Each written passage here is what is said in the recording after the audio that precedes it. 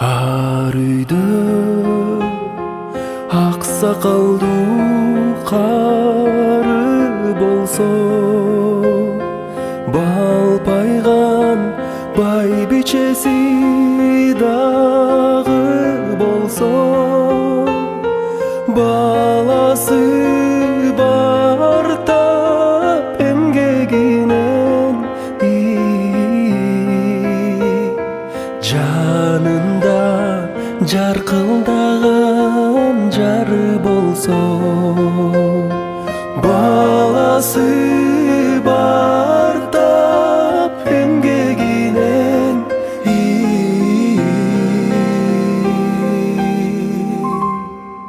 жанында жаркылдаган жары болсо,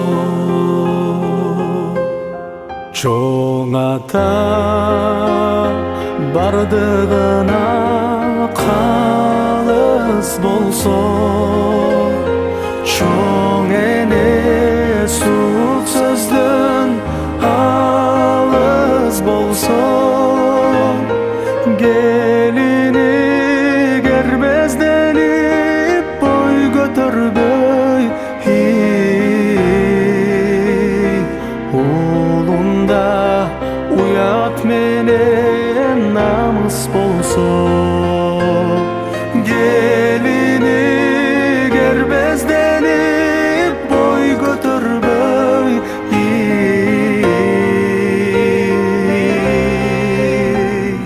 уулунда